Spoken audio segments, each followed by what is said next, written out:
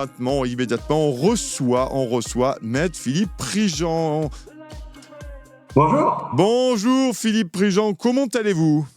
Très bien, merci. Et Décidément, vous? vous avez pris un abonnement sur Toxin cette semaine. Hein. On vous a reçu cette semaine. Clémence, que je salue bien entendu, vous a reçu cette semaine sur le sujet des poursuites, notamment sur la crise sanitaire.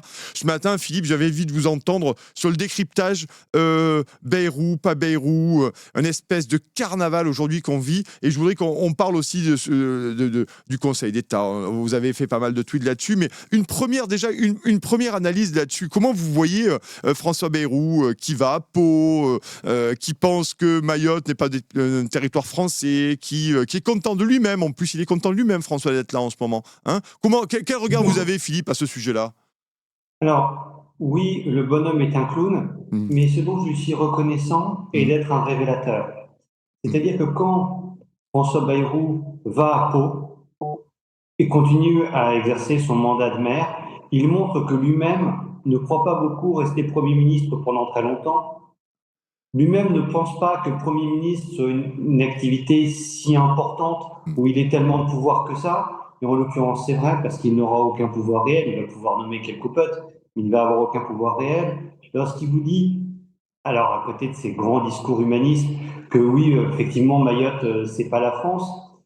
Si un jour vous allez à Mayotte, vous allez vous apercevoir que c'est pas la Corrèze. Il y a quelques différences Mmh. culturelles assez nettes. Et justement, parce que le poisson est en train de pourrir, on entend des discours, pas volontairement, mais qui sont pour une fois des discours de vérité. Lui-même ne pense pas qu'il restera Premier ministre. Au fond, il le dit. Il vous dit Mayotte, on en a fait un département français. Mais soyons sérieux, c'est pas un département français. Mayotte, c'est un État d'Afrique australe. C'est très bien d'ailleurs. Mais en réalité, soyons sérieux, c'est pas véritablement Mmh. la France et ça fonctionne pas comme la France. Donc au moins, peut-être parce que c'est la fin, il y a une forme de sincérité chez François Bayrou. C'est bien une première fois dans sa vie. Oui, parce qu'effectivement, il enchaîne quand même les boulettes, hein, François Bayrou, depuis son arrivée au pouvoir. Et puis, bon, ça a été une cavalcade, un vaudeville, hein, sa nomination. On en a parlé en début d'édito de cette émission. Bon, il a mis la pression sur Macron pour récupérer le poste, parce qu'apparemment, ça fait quand même 52 ans qu'il se prépare à être Premier ministre, François Bayrou. Et manifestement, il n'avait pas bien travaillé parce que ça se passe assez mal pour son là-dessus. Vous parlez de clown. Alors, c'est vrai, c'est intéressant cette idée de sincérité, mais vraiment de clown. Aujourd'hui, vous pensez que François Bayrou, concrètement, il va pas faire son temps? Certains murmurent même, certains le traitent de Joe Biden, il faut le savoir quand même, hein, dans les dernières heures, certains l'ont traité de Joe Biden pour ses prises de position. Est-ce qu'il pourrait peut-être partir avant même d'être renversé? Parce que véritablement, on se pose la question après quelques jours, hein, de gouvernance Bayrou à Matignon. Alors oui, c'est tout à fait possible. Il n'a pas de majorité à l'Assemblée nationale, c'est-à-dire que on peut nommer Barnier, Bayrou, Attal, Borne, Wauquiez, Retailleau, enfin n'importe quel des clowns qu'on souhaite. Ça ne changera pas le problème de fond. Et le problème de fond, c'est que début juillet, des gens se sont fait élire ensemble pour la première fois dans notre histoire en disant vraiment notre programme est élisez-nous d'abord, vous verrez bien ensuite. Et là-dessus, comme il n'y a toujours pas de majorité parce que des gens qui ont été élus ensemble n'assument pas après de gouverner ensemble, ils se retrouvent avec le même problème que tous les autres. Alors on peut changer la tête et puis ça permet de dire regardez, on va essayer avec quelqu'un d'autre. Mais effectivement, il ne peut pas durer très longtemps, tout simplement parce que les gens qui ont remporté les élections ensemble n'assument pas de gouverner ensemble. Vous avez une victoire aux élections réelle, importante, avec une grande coalition allant de Laurent Wauquiez à Jean-Luc Mélenchon en passant par Sandrine Rousseau et Gabriel Attal. Cette grande coalition ne veut pas gouverner ensemble. Donc, de quelque façon qu'on prenne le problème, de toute façon, il n'y a toujours pas de budget.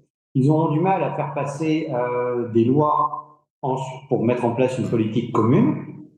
Par conséquent, le cirque va continuer, mais tout simplement parce que Bayrou ou un autre, et même si c'était quelqu'un qui avait un grand talent de communication, il se retrouverait face à la cruelle réalité des mathématiques de le bloc central, moi j'appelle ça le bloc de la dette, parce qu'il y a peut-être 1000 milliards de dettes, on peut les appeler comme ça, le bloc de la dette ne veut pas gouverner avec les gauchistes qui lui ont permis de remporter les élections. Donc communication ou pas, le problème reste le même. On s'approche toujours de la faillite et ils n'assument toujours pas de gouverner ensemble. Hmm. Là-dessus, un mot, et merci Philippe Prigent d'être ce matin, là, maître Philippe Prigent, d'être avec nous pour ce décryptage. On vous a reçu en début de semaine avec Clément sur un autre sujet. Ce matin, je voulais vous entendre là-dessus, parce que vous avez toujours un regard saillant, une analyse qui détonne, bien entendu. On aimerait d'ailleurs vous voir plus souvent sur les médias mainstream, hein, mais voilà, pour mettre un peu de fraîcheur et de candeur là-dedans. Emmanuel Macron, aujourd'hui, législative, il nomme quand même Barnier, qui avait 46 députés. Maintenant, il nomme Bayrou, qui en a 32. La prochaine fois, c'est quoi? On va nommer quelqu'un qui est seul au gouvernement, qui est seul à l'Assemblée nationale, un indépendant, je sais pas, le huissier du coin au perchoir, non?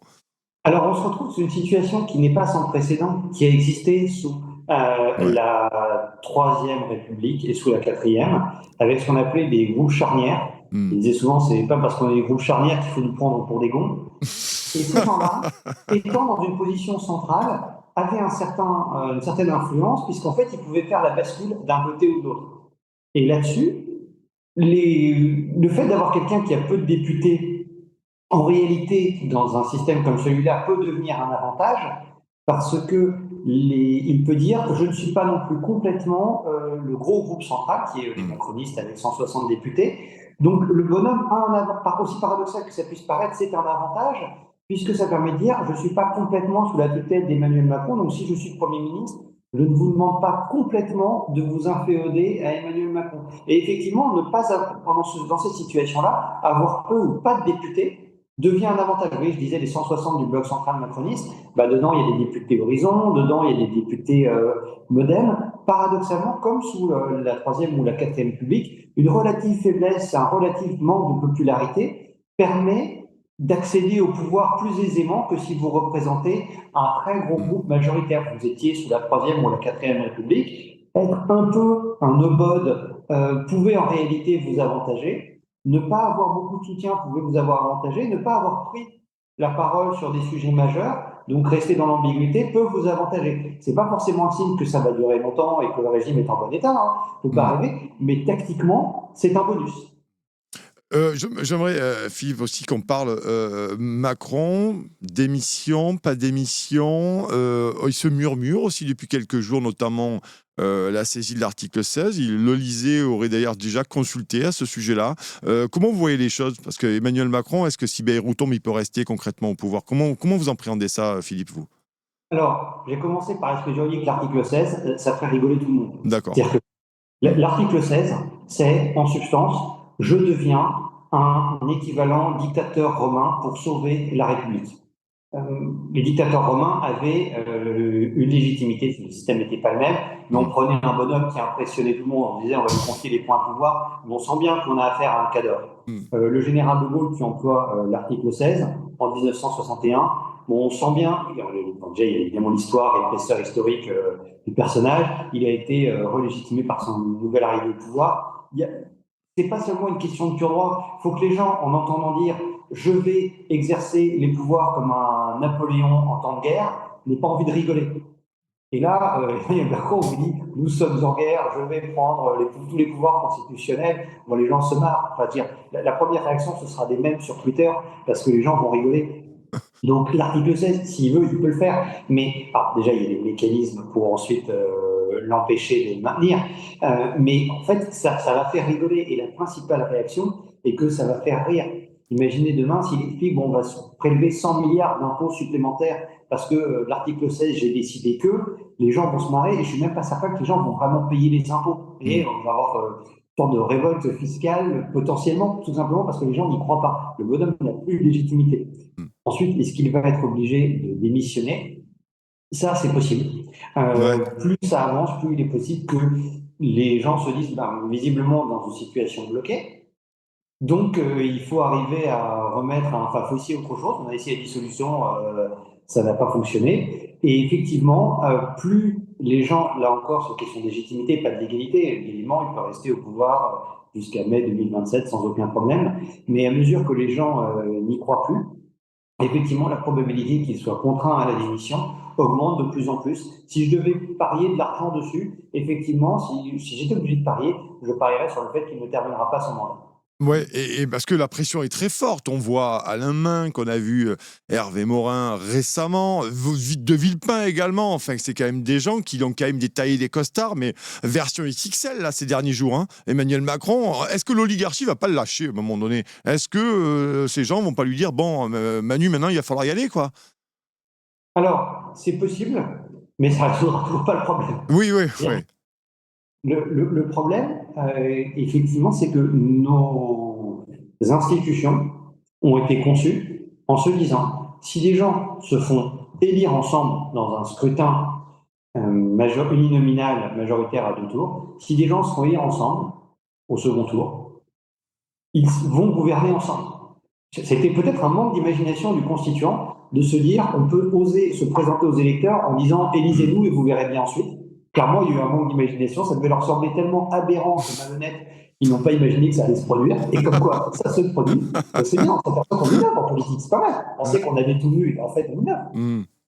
Mmh. Vous changez le président de la République, très bien. Après, il y aura de nouvelles élections législatives, et ben là, vous avez toujours le même problème qu'il y a des gens qui sont d'accord de Jean-Luc Mélenchon à Laurent Wauquiez pour gouverner, enfin pour être élus ensemble, mais ils n'ont toujours pas envie de gouverner ensemble. Donc vous n'avez toujours pas de budget, vous avez potentiellement un nouveau président. Ça permet de passer un bon moment en se disant on a viré Sagouin, mais est-ce que le prochain va pas être pire?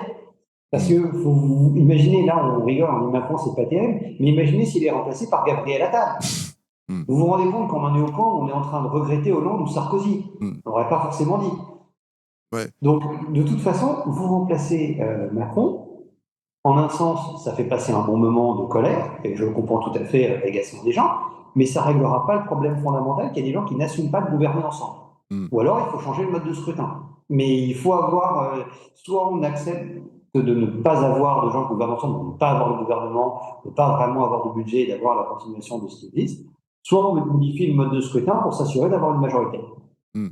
Et sur cette histoire des législatives, Philippe, législatives anticipées, apparemment, on ne pourrait pas en faire jusqu'en juillet 2025, hein, puisque ça a été appelé. Alors, Ouais. Et là, pourtant, chaque Guilain fois, Benessa disait cette semaine sur Toxin, la semaine dernière, il avait une analyse très intéressante, Guilain Benessa, là-dessus, en disant que manifestement, c'était pas aussi simple que ça. Le président pourrait reconvoquer le nouveau président, pardon, excusez-moi. alors oui, et c'est même un peu plus large que ça. C'est-à-dire que peut-être qu'un nouveau président pourrait convoquer de nouvelles élections législatives. Mmh. Ça, c'est possible. Et en fait, il y a deux aspects. Le premier, c'est que, enfin, pas aspect, il y a ça. Peut-être que c'est un pouvoir personnel. Donc, si on change le président, il peut changer l'initiative. C'est pas évident à la lecture de la Constitution, mais c'est envisageable, Mmh. effectivement. Il y a un deuxième élément qui est, bon, imaginons que ce soit illégal, mais si aucune juridiction ne peut censurer cette illégalité, elle va quand même produire ses effets. Il y a des Ouais. décisions qu'on appelle des actes de gouvernement, ça existe hein, de façon organisée dans notre droit depuis au moins un siècle et demi, où bah, légal ou illégal, en fait, aucun juge ne va accepter d'examiner la question. Mmh. Donc, si le Conseil constitutionnel dit, dans le prolongement de ce qu'il a fait jusque-là, de toute façon, je ne peux pas examiner la légalité d'un décret de convocation. Donc, si jamais il y a une dissolution, c'est légal ou c'est illégal, mais en tout cas, moi, j'ai pas le droit de le censurer. Et vous imaginez bien que c'est pas le théâtre pareil qui va dire on va le faire, nous, sous le fondement de je ne sais pas quoi, c'est le Conseil constitutionnel, personne. Mmh. Il y a une troisième possibilité, c'est pourquoi existe-t-il une limitation au droit de dissolution? Il faut se demander quand il y a une règle de droit, Ben oui. pourquoi est-elle là? Les mecs n'ont pas juste écrit ça, tiens, remplis-moi le mémo, te payer à la page, enfin, c'est pas ça la Constitution. Ouais. La règle est de protéger le Parlement. C'est-à-dire une règle de protectrice pour éviter que le président de la République dissolve ou menace de dissoudre tous les 4 matins, parce que normalement, les parlementaires n'ont plus aucune autorité. Oui. Mais vous vous présentez aux élections et si ça se trouve, dans 2 semaines, vous êtes viré. Bon, vous vous dites, je vais rien faire, est-ce que je me présente, je fais ce que dit le président, parce qu'en fait, vous êtes à la merci du président. Ce délai est un délai de protection. Mmh. Or, il y a une règle de droit, là encore, ça fait facilement un siècle et demi qu'on est d'accord sur tout. On est d'accord en droit, hein, pas demander ça aux juristes, mais je crois que c'est du bon sens, c'est que quand il y a une règle de protection, celui qui bénéficie de la protection peut y renoncer. Même chose, par exemple, l'inviolabilité des parlementaires. Les parlementaires sont inviolables. Un policier n'a pas le droit de forcer un parlementaire à venir à une garde à vue, par exemple, ou de venir à un interrogatoire. Si l'autre dit fuck you, bah, c'est ce que les juristes, En revanche, le parlementaire a le droit d'y aller. Si le parlementaire dit pour X ou Y raison, je souhaite me rendre à la convocation du juge d'instruction, la convocation du juge d'instruction, donc il a le droit de renoncer à cette protection. Et là, ça voudrait dire que le Parlement, en réalité, est protégé par cette règle, mais que se passe-t-il si le Parlement renonce à cette protection? C'est-à-dire demain, les parlementaires votent une motion, ils n'ont pas le droit de se dissoudre eux-mêmes, mais si les parlementaires votent une motion en disant à la majorité des suffrages, en disant nous sommes conscients que ce droit de cette limitation à 1 an de la dissolution est une protection pour nous. Nous avons décidé, pour résoudre la crise politique, d'y renoncer pour permettre au président de dissoudre à nouveau. Ouais. Ce serait un acte très courageux de la part des parlementaires, je pense que ce serait très responsable de leur part. Il me paraît très très difficile, du point de vue technique, pour le Conseil constitutionnel de dire non, mais les bons hommes qui sont les bénéficiaires de la protection y ont renoncé. En plus, à leur détriment, quand on renonce à une protection, c'est toujours à son détriment, ils ont fait un sacrifice dans l'intérêt général pour permettre au peuple de se présenter à nouveau. Et moi, Conseil constitutionnel, je leur dis si, vous restez en place et vous restez accrochés comme des mollusques alors que vous êtes d'accord pour être détachés. Là-dessus, il ne me semblerait pas du tout évident, et ce serait même, à mon sens, une erreur de droit de la part du Conseil constitutionnel, de dire que si l'Assemblée a accepté sa dissolution, sous pression, délibérément, pas avec des types qui ont des flingues et leur dites vous signez la dissolution, vous signez la motion, sinon on tire dessus. Mais si l'Assemblée accepte librement, par un suffrage, la majorité des suffrages exprimés, sa propre dissolution, à ce moment-là, le Conseil constitutionnel commettrait une erreur de droit en décidant de refuser. Donc, si demain, les parlementaires disent bon, visiblement c'est le chaos, nous acceptons d'être dissous, le président de la République pourrait les dissoudre à nouveau. Ouais, que ce soit Macron ou un autre successeur. Ouais, c'est pour ça que c'est intéressant, parce qu'on entend, on aime bien être précis là-dedans. Merci Philippe, on a encore 5 minutes ensemble là-dessus. Vous parlez du bloc de la dette, vous parlez aussi dans vos tweets pas mal, hein, vous êtes très caustique. Pour ceux qui sont sur X, suivez Philippe Préjean, vous allez voir, je pense que vous avez quand même pas mal rigolé, enfin du moins, parce que c'est vraiment caustique et plaisant de vous lire, Philippe, là-dessus, le bloc de la dette et la faillite de la France. Aujourd'hui, on en est où? Ça y est, on est arrivé en bas, ou il y a encore quelques petites marches à faire avant de s'écraser totalement? On est encore quelques marques potentiellement. C'est-à-dire que nous sommes dans une situation où il y a encore des choses à vendre. Le dépeçage de l'État, qui a donné lieu par exemple à la société féodale, c'est quelque chose qui existe réellement. On a un peu commencé avec les autoroutes en permettant à des gens de se garer sur les créations publiques, mais il y a encore des choses à vendre. Il y a des aéroports à vendre. On peut privatiser dans une certaine mesure la justice. Si par exemple un certain nombre de contentieux assez gros pourraient être privatisés, il y a moyen de gagner de l'argent. Si demain on dit tous les litiges au-dessus d'1 million d'euros entre entreprises vont être traités par une entité privée, alors, Philippe, si vous pouviez éviter de donner de mauvaises idées à Macron, ça nous arrange chez Toxin. Franchement, il ne faudrait pas lui donner de mauvaises idées, parce que c'est déjà suffisamment le bordel. Je vous en prie, excusez-moi. Non, vous avez raison. Je crains malheureusement, et ça me fait mal de le dire, qu'en ce qui concerne le dépeçage de l'État au profit d'intérêts privés, il n'ait pas besoin de moi pour concevoir les choses. C'est pas une bonne nouvelle, j'en suis conscient. Ouais. Et il y a moyen d'aller encore plus loin, vendre des actifs. Il y a moyen, puisque nous sommes dans l'euro, avec la même monnaie que les Allemands, c'est formidable. La dette peut être accumulée un peu plus facilement tant que la Banque Centrale Européenne décide d'acheter notre dette. Un des aspects géniaux de l'euro est de dire on va rendre la drogue gratuite. Avant, que se passait-il? Quand on s'endettait beaucoup, la valeur de notre monnaie baissait. Les gens disaient il y a de plus en plus de francs, donc le franc va de moins en moins. Et puis en plus, à un moment ou à un autre, vous allez laisser s'effondrer la valeur de votre monnaie pour vous payer en monnaie de singe. Donc si vous devez rendre 1 million de francs, donc en fait le franc vaut plus grand-chose, vous allez être très heureux de le voler, c'est normal. Donc il y avait un frein naturel qui était que l'augmentation de la dette conduisait immédiatement à des problèmes monétaires visibles, donc on était obligé de se limiter. C'est-à-dire c'est comme vous consommez de l'héroïne, vous êtes obligé de payer votre dealer, parfois une des choses, ça vous arrête dans la consommation d'héroïne, et simplement que le dealer vous demande beaucoup d'argent. L'euro a présenté un avantage génial, ça a rendu l'héroïne gratuitement. Il y a un très bon James Bond là-dessus, où il y a un type, un grand adversaire, un grand méchant James Bond, qui a l'idée de on va vendre de la drogue gratuitement pour créer une énorme masse de camés et après on va se gaver. Mais là, nous sommes dans une situation où, grâce à l'euro, nous pouvons nous droguer encore dans une bonne mesure, continuer à emprunter en créant de l'argent magique auprès de la BCE. Et c'est pour ça que je ne dis pas que ces rassurances, ça peut durer un certain temps, et le Conseil d'État a ouvert la porte à ça. Le Parlement a là-dessus, puisque c'est sur l'attente évidemment, mais le Conseil d'État a une idée géniale qui est de dire quand il n'y a pas de budget, et c'est une situation probable, en réalité, on a le droit de proposer, le gouvernement peut proposer au Parlement une loi qui permet de reconduire les impôts existants. Donc vous regardez, les impôts existants, c'est les impôts, enfin, vous voyez, les prélèvements obligatoires, éventuellement cotisation sociale, l'aspect cotisation sociale, mais on voit ce que c'est. Et le Conseil d'État a dit, c'est vrai que la dette, les emprunts, c'est vrai qu'a priori, c'est pas un impôt. Oui, bien vu, Robert. Tes chartes et tout à 10 000 euros par mois, c'est pas mal d'avoir ce genre de raisonnement.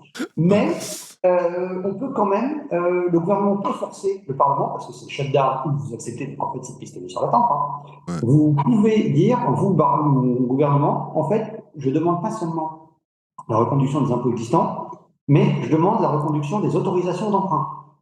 Et la justification, je vous la fais, c'est une blague que le Conseil d'État dit ça, je sais que ce sont des clowns depuis un moment, mais là ça devient gênant. Les bons hommes vous expliquent, je t'expliquerai, c'est à cause de l'argent, quoi. C'est vraiment la méthode des bronzés. Et là-dessus, ça veut dire que le Conseil d'État a dit au Parlement, en utilisant son autorité historique, aujourd'hui, puisque l'autorité intellectuelle, il n'en a plus aucune depuis 20 ans, un minimum, mais le Conseil d'État a dit, on peut reconduire l'emprunt encore et encore et encore, donc on peut continuer, même sans avoir de budget, sous la menace de tout va fermer, à emprunter, donc à s'endetter. Et la situation dans laquelle nous nous trouvons, qui est de ne pas avoir de vote du budget et qui pourrait durer un moment tant que les gauchistes et le bloc de la dette n'assumeront pas de gouverner ensemble ou que l'autre bloc n'arrivera pas au pouvoir, de toute façon, il y a deux solutions possibles. À ce moment-là, nous pouvons continuer dans l'endettement pendant très longtemps, puisque le Conseil d'État a dit, et malheureusement, il semblerait que le Parlement va suivre, pour certains, le pistolet sur la tempe, mais en réalité, on peut continuer à s'endetter ad vitam aeternam, jusqu'à ce que littéralement on fasse faillite. On peut continuer à s'endetter, et si vous ne faites pas ça, demain, les policiers et les juges ne seront plus payés, donc ça va être la fin du monde. Toute dernière question, Philippe Préjean, merci d'être là ce matin. Toute dernière question avant de partir pour le fin fond du Québec, au fin fond des forêts, voir Roxane la banane. Encore dernière question. Charles de Courson, on en parlait tout à l'heure avec Laurent Pelé. Charles de Courson était sur CNews au micro de Sonia Mabrouk cette semaine. Et lui, il craint une révolte fiscale aujourd'hui. Il a peur d'une révolte fiscale des Français, trop écrasés par les impositions et les prélèvements obligatoires. Vous le craignez, vous aussi, Philippe, ça ou pas? Non, je l'espère. Ah oui. Parce que nous avons un taux de prélèvement obligatoire complètement délirant. Je suis vraiment désolé, mais c'est délirant. Qui en plus pèse sur, forcément il y a de richesse que d'hommes, qui pèse sur les actifs. C'est-à-dire qu'il y a une petite partie des populations sont les actifs, je suis désolé de le dire de façon un peu directe, mais ce sont les actifs du secteur privé qui génèrent les richesses. L'argent n'apparaît pas dans le cadre de la BCE. Donc les gens qui créent des richesses dans ce pays, qui en plus en période de crise démographique sont ceux qui sont en âge d'avoir des enfants, que je simplifie un peu, mais les enfants vous les avez entre 20 et 45, en substance, généralement c'est pas avant 20 et c'est rarement après 50. Surtout pour les femmes. Par conséquent, en période de crise démographique et de crise économique, on est en train d'étrangler dans des proportions invraisemblables les actifs producteurs de richesse. Si vous mettez bout à bout tout ce que vous payez, vous êtes dans la classe moyenne, vous dépassez très facilement les 60% d'impôts. 60% d'impôts. On ne parle pas de gens qui gagnent 1 million d'euros par an et qui paient 60% d'impôts.